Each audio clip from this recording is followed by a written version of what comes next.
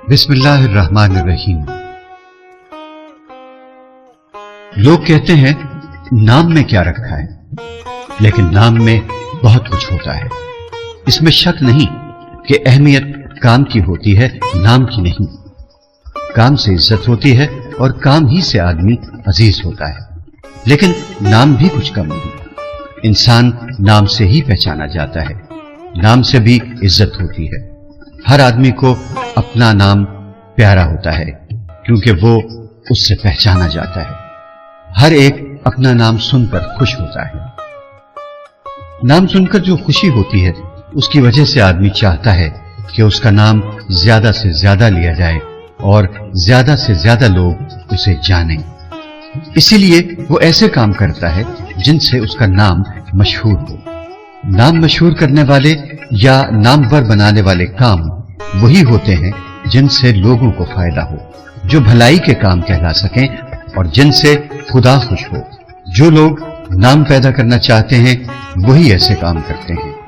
नेक काम ही नेक नाम बनाते हैं। नाम ऊंचा करने के लिए ऊंचा काम करना होता है।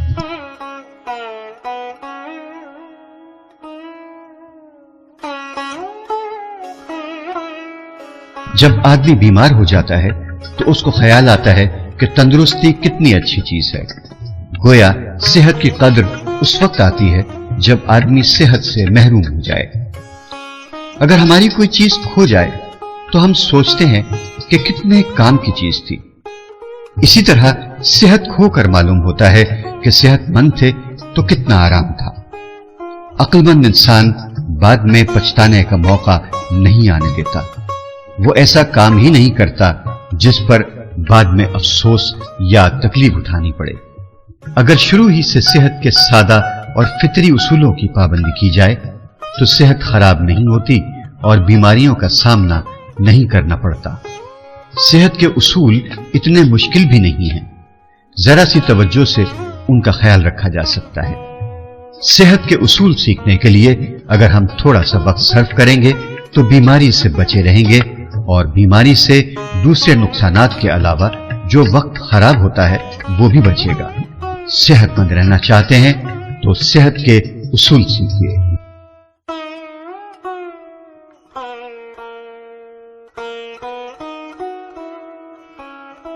बुरी आदतों में से एक आदत दूसरों का खत पढ़ना भी है। खत जाती चीज है। जो खत लिख रहा है और जिसको खत लिखा जा रहा है, सिर्फ उन दोनों को ही उसके मजमून का इल्म होता है। किसी तीसरे आदमी को या तो खत लिखने वाले की इजाजत से पढ़ना चाहिए या जिसको खत लिखा गया है उसके कहने से। खत लिखने वाले को खत नवीस या मकतूब निगार कहते हैं और जिसको खत लिखा जाता है उसको मकतूब इलैह कहते हैं। किसी का खत पढ़ना इसी तरह बुरा है जिस तरह किसी की बातें छुपकर सुनना।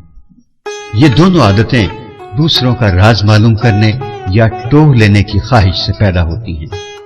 हर आदमी अपने राज को राज रखना चाहता है। अब अगर कोई उसका खत पढ़ ले तो राज अफशा हो जाएगा। एक आदमी खत लिख रहा था, उसके पास जो दूसरा आदमी बैठा था वो कनखियों से खत पढ़ने लगा। खत लिखने वाले ने जब ये देखा तो उसने लिखना शुरू किया। मेरे बराबर एक औरत बैठी है जो मेरा खत पढ़ रही है।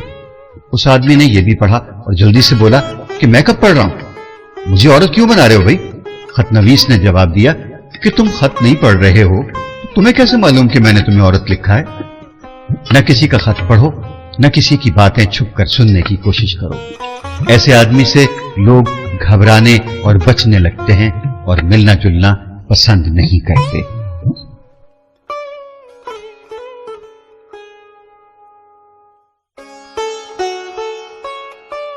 जब आदमी किसी सफर पर रवाना होता है तो उसको अपनी मंजिल मालूम होती है, यानी ये कि उसको कहां जाना है।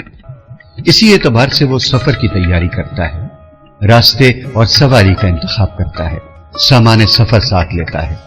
मंजिल मालूम हो तो उस तक पहुंचने के लिए सबसे आसान, आरामदेह और मुख्तसर रास्ता चुना जा सकता है। लेकिन अगर मंजिल ही ना मालूम हो तो आदमी कभी एक रास्ते पर चलता है, कभी दूसरे रास्ते पर, और रास्तों ही में भटकता रहता है। یہی مثال دوسرے کاموں کی. کوئی کام شروع کرنے سے پہلے اچھی طرح سوچ سمجھ کر طے کر لیجئے کہ اس کام کو کرنے سے آپ کا مقصد کیا ہے. آپ کے ذہن میں یہ بات بالکل صاف اور واضح ہونی چاہیے کہ یہ کام آپ کیوں کر رہے ہیں, اس میں کیا فائدہ ہے, اور اس کام کے پورا ہونے کے بعد آپ کو کیا حاصل ہوگا. مقصد متعین کیے بغیر کام کرنے میں کوئی مزہ نہیں. مقصد مقرر کرنے کے بعد جو کام کیا جائے گا اس میں لطف زیادہ آئے گا.